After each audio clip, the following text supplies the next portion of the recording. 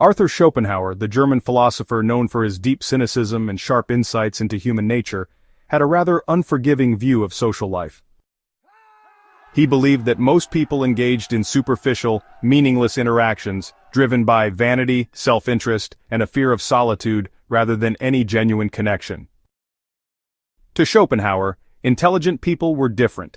Their minds were too preoccupied with profound thoughts, deep questions, and personal growth to waste time on the trivial conversations and shallow relationships that consume most people's lives. While the average person finds comfort in crowds, distractions, and constant social validation, the intellectual finds peace in solitude, books, and deep reflection. But why exactly do highly intelligent individuals often seem uninterested in social life? Is it a rejection of others, or is it something deeper? Schopenhauer's ideas reveal a fascinating truth. One of Schopenhauer's strongest critiques of social life was that most interactions were shallow and transactional. He argued that most conversations revolve around gossip, trivial events, and meaningless chatter, none of which add value to a person's intellect. People are self-absorbed and rarely engage in genuine conversations. Most just wait for their turn to speak. Society rewards conformity over individuality, making deep thinkers feel out of place. To the intelligent person, why bother engaging in empty pleasantries when their mind is drawn to more stimulating and meaningful thoughts? Why waste time in a world that values appearances over substance? Schopenhauer once said that intelligence is not a blessing, it's a burden. The more deeply a person thinks, the more sharply they see the tragic comedy of human behavior playing out in front of them. And unlike the average person, they can't simply unsee it, they can't turn it off. For highly intelligent people, the social world is often a theater of illusions, full of egos, facades, and unwritten rules that demand obedience. They notice what others miss or deliberately ignore. The fragile insecurities hiding behind confident smiles, the manipulation behind flattery, the subtle ways people shape-shift their personalities to be accepted, the scripted small talk that says nothing and means even less. They see how people crave validation, how trends replace thoughts, how popularity outshines authenticity. They watch people gossip about others to feel closer. They hear conversations that echo nothing but fear of silence. And worst of all, they see how society rewards conformity over consciousness. For many, ignorance truly is bliss. It's easier to go with the flow than to question the current. But for those who see through the performance, social life often feels hollow, even exhausting. Not because they're antisocial, but because they're allergic to superficiality. They crave honesty, depth, silence that isn't awkward, words that aren't masks. Relationships are not built on strategy. And in a world that thrives on noise and performance, this makes them seem different, distant, or even cold. But in truth, they're just tired of pretending. They don't hate people. They hate pretense. They're not above connection. They just want real connection. Not followers. Not filtered conversations. Just the truth. In a world addicted to appearances, those who see too clearly often feel too much.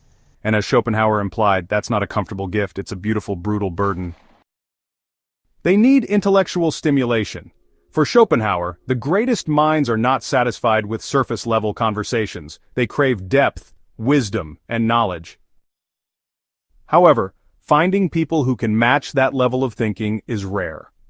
While most social gatherings focus on small talk about the weather, celebrities, or the latest trends, complaining about work, family, or politics, gossiping about who did what, a highly intelligent person would rather spend time reading, thinking, or engaging in meaningful discussions about philosophy, science, or human nature.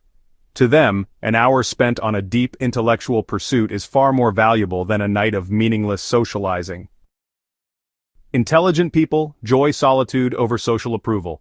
Schopenhauer argued that average people fear solitude because it forces them to confront themselves.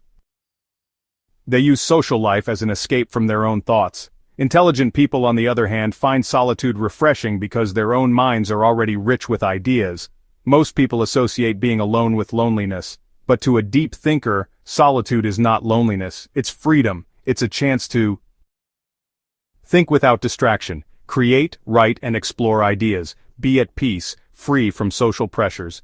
Schopenhauer himself spent much of his life in isolation, believing that the greatest minds in history were often those who embraced solitude rather than forced themselves into society's expectations. Intelligent individuals often feel alienated in social settings because they see the world differently. Their insights, perspectives, and way of thinking often don't fit into mainstream conversations. Schopenhauer believed that highly intelligent people see too much, think too deeply, and question too often, and this makes them feel like outsiders. Instead of engaging in shallow conversations, they often choose to withdraw, not because they dislike people, but because they see no point in pretending to relate. This can lead to frustration, as they struggle to find people who truly understand their depth. They feel mentally drained by conversations that lack meaning. They prefer quality over quantity in relationships. For them, being alone is often less exhausting than trying to fit into a world that doesn't think like they do. They value selective relationships. While Schopenhauer didn't believe intelligent people should reject all social life, he strongly advised against surrounding oneself with the wrong company. He believed few people are truly worth a deep connection. Most relationships are built on convenience, not true understanding. It's better to have one or two profound connections than dozens of superficial acquaintances. Social life should be a choice, not an obligation. If interactions don't enrich your mind or soul, why engage? Instead of chasing friendships for the sake of not being alone, highly intelligent people often wait for the right connections, those who challenge them, understand them, and bring true value to their lives. So, do intelligent people actually hate social life? Not necessarily. It's not that they dislike people, it's that they dislike meaningless socializing. They don't need constant validation from others. They aren't afraid of being alone with their own thoughts. They see through the social games most people play.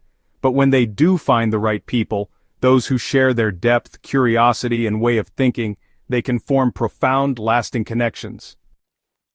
Schopenhauer's wisdom reminds us that not everyone needs a busy social life to be fulfilled. Some of the greatest minds in history, Einstein, Nietzsche, Da Vinci, spent large portions of their lives in solitude, not because they hated people, but because they valued thought over distraction.